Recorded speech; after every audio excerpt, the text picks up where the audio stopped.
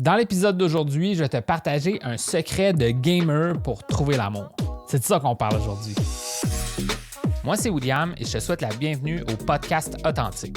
Le but de ce podcast, c'est de t'aider à mieux comprendre le monde des rencontres pour te permettre d'avoir la vie amoureuse et sociale que tu mérites.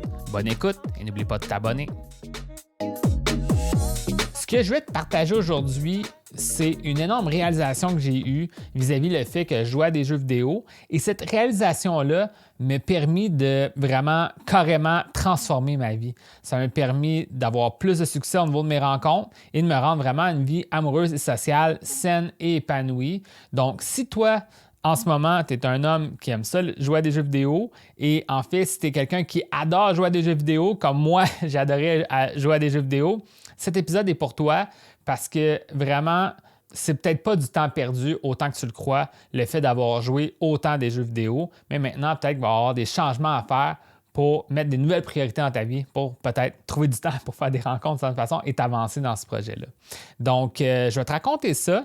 Si tu ne me connais pas, ben moi, c'est William, ça c'est déjà mon nom, et vraiment, je suis né dans l'Est du Québec, à Rimouski, et toute mon enfance, moi, je sortais pas beaucoup de la maison. Vraiment, c'était les jeux vidéo. Ma vie, depuis que j'ai 4 ans, je joue à des jeux vidéo. Et ça a toujours été intense. Puis quand je suis devenu dans l'adolescence, ben là, je suis devenu un hardcore gamer où est-ce que j'étais vraiment très compétitif en jouant sur Internet dans des clans, dans plein de jeux, là, je ne vais pas tous les nommer. Et en fait, là, c'est comme je vais te donner une histoire rapide de tout ça. Je vais te donner une anecdote qui était vers la fin du moment où est-ce que je jouais intensément à des jeux vidéo. Parce que j'ai recommencé à jouer des jeux vidéo par la suite, mais il y a comme eu un élément déclencheur qui m'a fait un peu réaliser que peut-être qu'il va falloir que je fasse une transition dans ma vie puis pas juste jouer à des jeux vidéo toutes les soirées. Tu sais, par le passé, là, le jeu que je vais te parler, c'est World of Warcraft. C'était un jeu de rôle sur Internet, tu sais, où est-ce que tout le monde se connecte sur le serveur puis on joue. Puis tu sais, moi, je jouais du moment que j'arrivais dans la maison jusqu'à 1h du matin à tous les soirs. Donc, ce que ça veut dire, c'est que j'arrivais de l'école et là, je jouais à ça jusqu'à temps qu'on se couche, tu sais. Puis c'était pas productif d'une façon, mais en même temps, ce qu'il faut réaliser, c'est pourquoi je jouais autant à ce jeu-là, c'est que ça remplissait un vide dans ma vie. J'avais pas un gros cercle social et le fait d'avoir un personnage qui est fort et puissant, bien, ça remontait mon estime de moi de certaine façon. Et aussi, les jeux vidéo, c'est du plaisir. Donc, ça m'amenait un sentiment de récompense, de toujours être capable d'atteindre des nouveaux niveaux. Tu sais. Donc, si toi, tu joues beaucoup à des jeux vidéo, sûrement que tu te rejoins là-dedans. Il y a une raison pourquoi tu joues à des jeux vidéo, c'est que c'est le fun, ça t'amène une récompense, ça t'amène un plaisir. Mais des fois, il faut réaliser que le personnage est quand même virtuel. Là. Dans le monde réel, il faut aussi travailler sur soi, d'une certaine façon.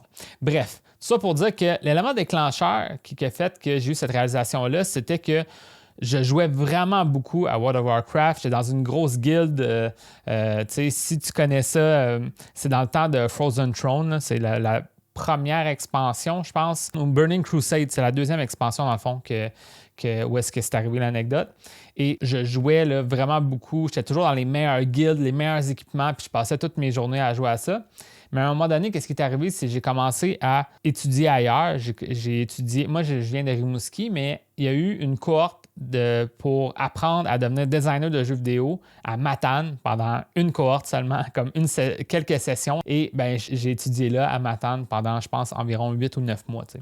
Puis à Matane, il n'y avait rien à faire. Puis mon coloc, il finissait pas ses travaux aussi vite que moi. Donc moi, j'étais obligé d'attendre, parce que j'avais pas de voiture, j'étais obligé d'attendre à l'école, attendre qu'ils finissent. T'sais. Fait que là, j'ai commencé à aller au gym de cet endroit-là. Puis j'ai commencé à vraiment aimer ça, aller au gym. Puis j'ai commencé un peu à délaisser les jeux vidéo parce que je trouvais ça intéressant que je travaillais sur moi-même. T'sais, je devenais de plus en plus en forme. J'étais quelqu'un qui était zéro en forme avant. Je commençais tranquillement à perdre du poids, gagner du muscle, etc. Puis qu'est-ce qui est arrivé, c'est que je me suis fait sortir de ma guilde au final parce que je jouais pas à tous les heures de la journée de cette façon, tu sais. Puis ça me rendait triste de ça. Puis en fait, ce que je peux te raconter, c'était que quand je me suis fait sortir de cette guilde-là, puis là, évidemment, je t'en parle, puis là, c'est quand même quasiment drôle. Moi, c'était comme un deuil. C'est comme si j'avais plus d'espoir pour mon personnage. Théoriquement, j'aurais pu joindre une autre guilde, mais j'avais tellement travaillé fort pour me faire accepter par ce groupe de personnes-là d'Internet que je connaissais pas finalement, que, tu sais, en tout cas, tout ça pour dire que je l'ai vraiment pris personnel, le fait de m'être fait sortir de ça. Puis la promesse que je me suis faite, c'est de dire plus jamais je vais me laisser m'investir autant dans quelque chose qui est virtuel. Parce que j'étais conscient, tu sais, rationnellement, que c'était un jeu vidéo, puis qu'on s'en fout de ça, tu sais, c'est juste un jeu, là. Mais c'était tellement une partie prenante de mon identité d'être le cool personnage dans ce jeu que ça m'a rendu très triste de me faire sortir de ça. Mais après, je me suis dit, là, je vais travailler sur moi, je vais changer ma situation. Puis c'est là que j'ai commencé à me remettre à plus en forme, prendre des marches. Puis graduellement, tu sais, c'était comme 1 an et demi, tu sais, avant que j'aille les gros éléments déclencheurs qui m'ont décidé là, que je transforme ma vie. Mais ça a été quand même l'élément déclencheur avant l'élément déclencheur. Je ne sais pas si tu comprends ce que je veux dire. Parce que ça m'a ouvert l'esprit à dire, là, il faut que j'arrête de perdre mon temps dans le virtuel. Là. Comme moi, ma personne compte beaucoup plus que le personnage que j'ai dans un monde virtuel parce que ça se peut que le jeu arrête d'exister. Puis là, moi, je vais continuer d'exister. Là. Donc, à un certain niveau, c'est plus important à moi que le jeu en particulier. T'sais. Donc, c'est vraiment ça que je voulais te partager dans l'épisode d'aujourd'hui. C'était de vraiment comprendre que malgré ça, là, tout ce que j'avais appris, toute cette persévérance-là, tout cet aspect-là de vouloir comprendre, puis de vouloir avancer, puis de toujours vouloir gagner de certaine façon. Moi, je suis le genre, quand je jouais à World of Warcraft, d'avoir des feuilles Excel là, pour calculer combien de DPS je peux faire, puis combien, de calculer les nombres de quel équipement est le meilleur, etc. T'sais.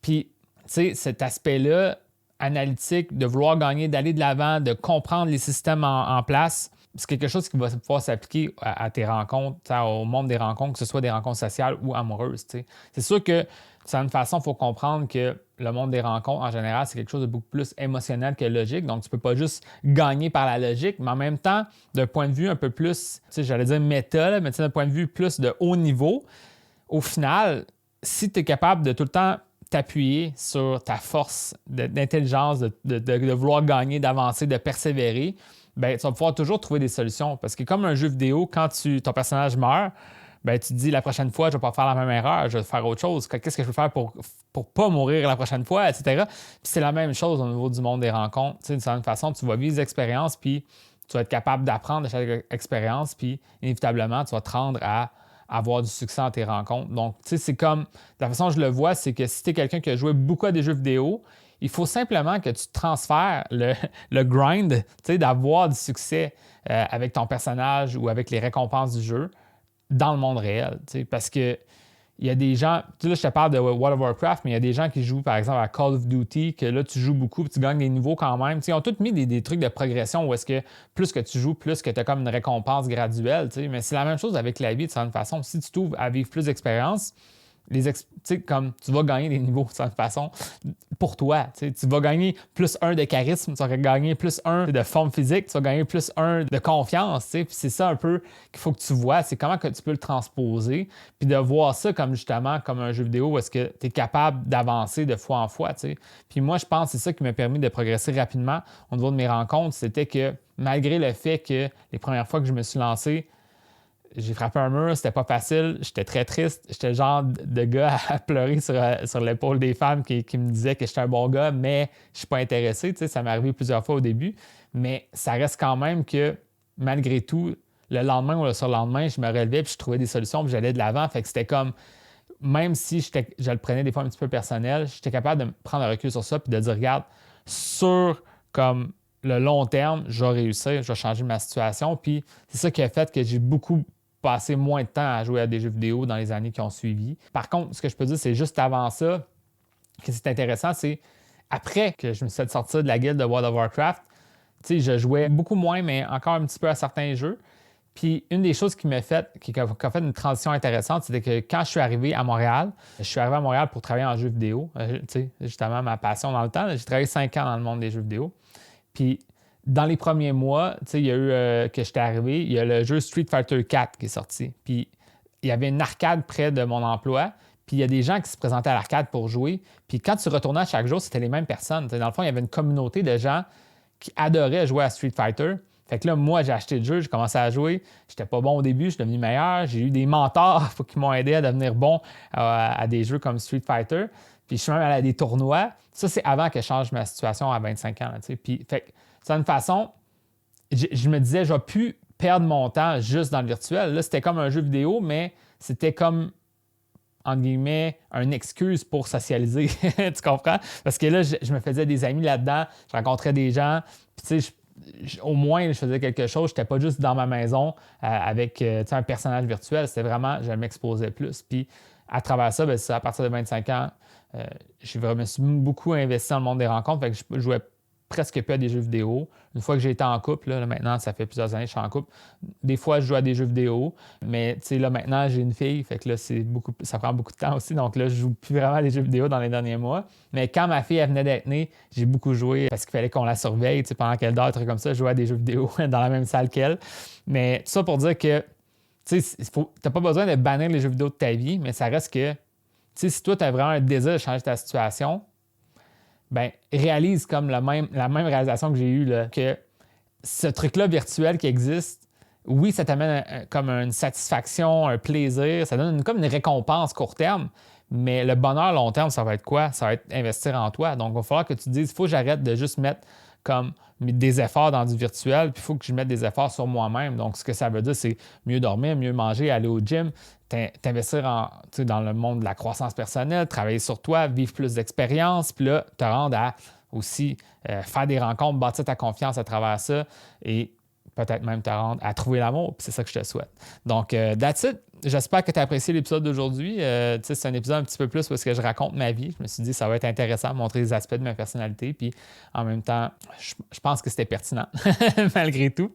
Donc maintenant, c'est ça. Si tu aimerais ça avoir de l'aide au niveau de tes rencontres, moi, j'ai vraiment mis en place un programme complet qui pourrait t'aider à étape par étape, justement, savoir quoi faire. Un peu comme un guide d'un jeu vidéo qui t'explique quoi faire, un walkthrough, comme on dit, là, comme sur gamefact.com dans le temps. Ça, c'est un ancien site. Là. Sûrement que je ne sais pas si c'est autant à la mode qu'avant.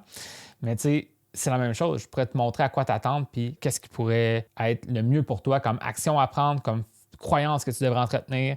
Puis avoir du suivi, avoir de l'accompagnement là-dedans, ça peut être vraiment intéressant. Comme moi, j'ai eu un mentor pour devenir bon à Street Fighter, je peux être ton mentor pour être bon dans tes rencontres. Donc, that's it. Si tu aimerais savoir cette aide-là vis-à-vis l'approche authentique et que tu aimerais ça justement en savoir plus, viens me voir. Je peux te donner vraiment de l'information additionnelle puis on pourra voir qu'est-ce qu'on pourrait faire avec ça.